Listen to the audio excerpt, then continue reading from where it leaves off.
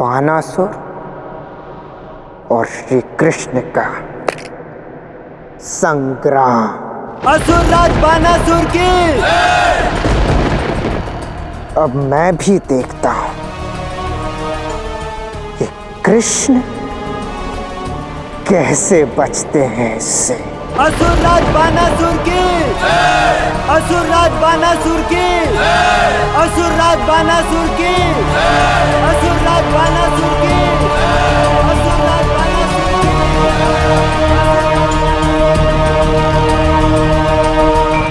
असुर काल का समय अब आ गया है। अब स्वयं महादेव का हाथ हम सब पर है। अब मुझे कोई परास्त नहीं कर सकता।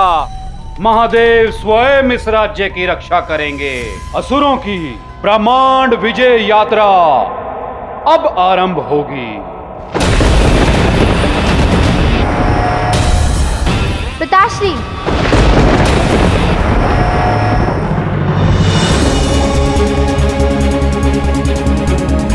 राजकुमारी उषा की। राजकुमारी उषा की। राजकुमारी उषा की।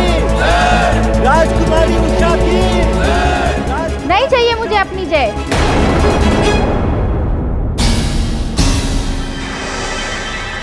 इतना क्रोध किस बात का पुत्री? पिताश्री, आपने महादेव की इतनी बड़ी शक्ति प्राप्त की है, फिर क्यों आप मेरी सखी लक्ष्मणा की सहायता नहीं करते? मैंने आपसे कितनी बार विनती की है। चित्रलेखा, कुमारी उषा को अपने ही कक्ष में बंद रखने के आदेश थे, फिर ये यहाँ कैसे आ गई? तुम्हें अपने जीवन से प्रेम नहीं? महाराज, राजकुमारी को अपने पिता से भेंट करने के लिए मैं भला कैसे रोक सकती हूँ? उषा, मैं समझा चुका हूँ कि मेरी शक्ति किसी मनुष्य कन्या को छुड़ाने जैसे ओछे काम के लिए नहीं है।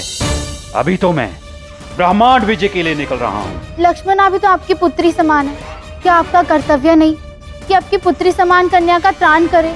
मुझे अपने कर्तव्य का भान है और वो पूर्ण होगा।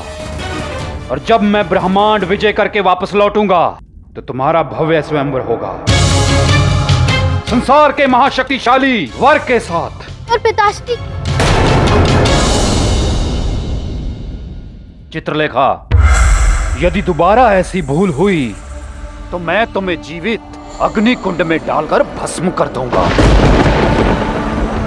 साथियों, ब्रह्मांड विजय यात्रा का आरंभ होगा मेरे सबसे पुराने शत्रु कृष्ण के दमन से और उसकी द्वारका से। असुरराज बानासुर की। असुरराज बानासुर की। असुरराज बानासुर की।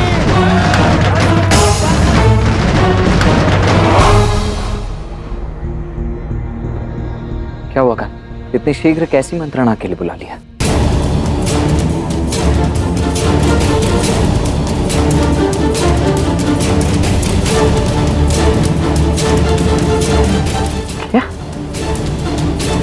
क्या ये सत्य है? 100% बानासुर अपनी समस्त शक्ति के साथ विश्व विजय के लिए निकल चुका है और सर्वप्रथम वो द्वारका आएगा।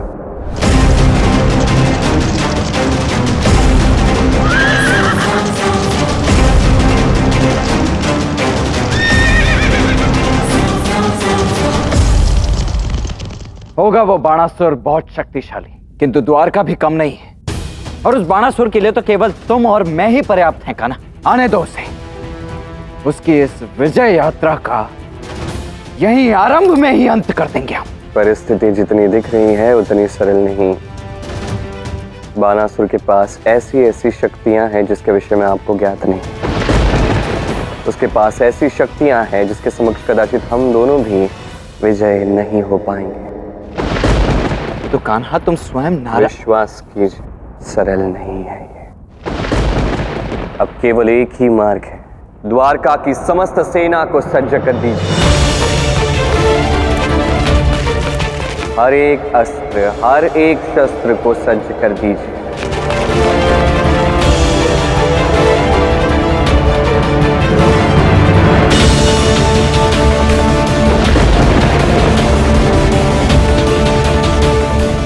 द्वारका का हर एक योद्धा, हर एक सैनिक उसके निर्धारित स्थान पर उपस्थित कीजिए था।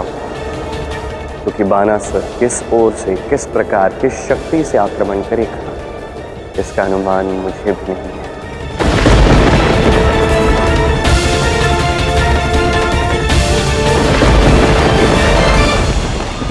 रुको, क्या हो रहा है ये सब? युवराज बानासुर द्वारका की ओर आ रहा है आक्रमण के लिए।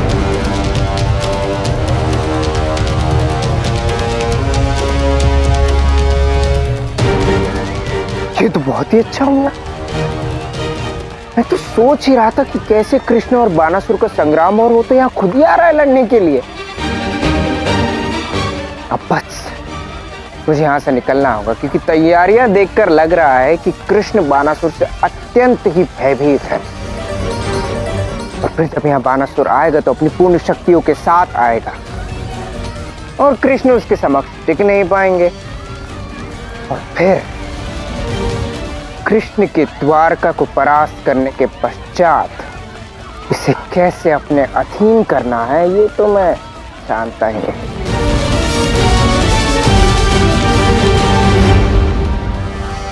परंतु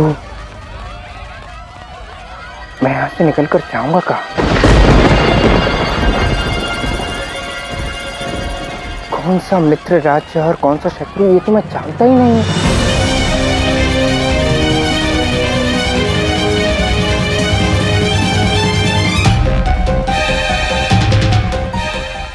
द्वारका के अतीत के विषय में तो मुझे कुछ भी ज्ञात नहीं है।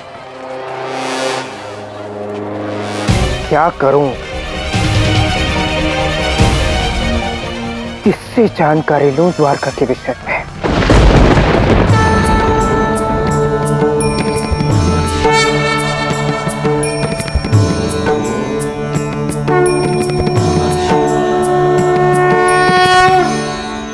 यदि मैं आपसे कुछ प्रश्न पूछूं तो क्या आप उनके उत्तर देंगी? यदि प्रश्न कृष्ण के विषय में हो तो ही मैं सही उत्तर दे सकती हूँ, कि कृष्ण से अधिक तो मुझे किसी के विषय में जानकारी नहीं है। नहीं जानना है मुझे पिताश्री के विषय में, और वैसे भी मेरे प्रश्न द्वारका के विषय में, भारत के विषय में। और कृष्ण से तो तुम पूछोगे नहीं? कदापि नहीं, उनसे कुछ भी पूछना व्यर्थ है। ठीक है, चलो मेरे साथ।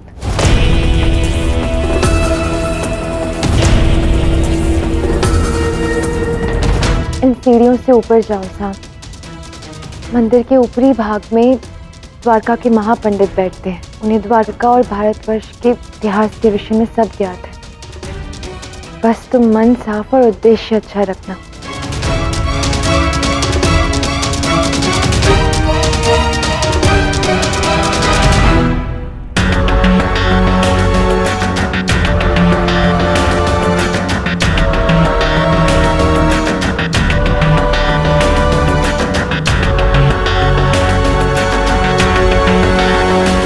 आओ युवराज साहब। आपको कैसे ज्ञात कि मैं आया हूं? व्यक्ति की ऊर्जा अनुभव हो जाती है। कहो, क्या सेवा करूं? आपने मुझे युवराज कहा, अर्थात आप जानते हैं कि शीघ्र ही मैं द्वारका का राजा बनूंगा। और एक राजा के लिए जानना अत्यंत महत्वपूर्ण है कि कौन उसके शत्रु और कौन उसके मित्र राज्य है। मैं ये जानना चाहता हूँ कि बानासुर की क्या शत्रुता है द्वारका से। बस यही जानना है? ये भी जानना है कि हस्तिनापुर की राजकुमारी लक्ष्मणा का श्री कृष्ण से क्या समीकरण है। ये सब जानने का उद्देश्य क्या है युवराज? युवराज हूँ, अपने राज्य की सुरक्षा ही मेरा उद्देश्य है।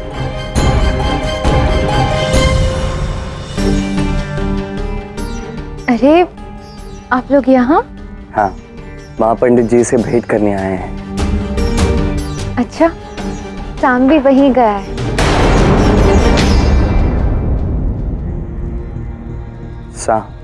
मुझे मेरे प्रश्नों के उत्तर दीजिए। यदि द्वारका की रक्षा करना ही तुम्हारा उद्देश्य है तो मुझे तुम्हें बताना पड़ेगा। राजकुमारी लक्ष्मणा महावीर दुर्योधन की पुत्री है। महाभारत के युद्ध में दुर्योधन हारा और वीर गति को प्राप्त हुआ। यही नहीं, उसके सारे भाइयों का भी इस युद्ध में नाश हुआ, क्योंकि श्री कृष्ण ने पांडवों की सहायता की थी। पांडवों के अतिरिक्त अब कुरुकुल में जो भी बचा है वो श्री कृष्ण से घृणा करता है। राजकुमारी लक्ष्मणा भी उन लोगों से द्वारका और तुम्हें दोनों को संकट है। रही बात बानासुर की, तो वो ये समझता है कि श्री कृष्ण ने युद्ध में अधर्म किया, उन्होंने अन्याय से पांडवों को जिताया, इसलिए वो श्री कृष्ण का घोर शत्रु है। तो अब भारत में से कौन से राजा हैं जो श्री कृष्ण के शत्रु है और कौन से उनके मित्र हैं?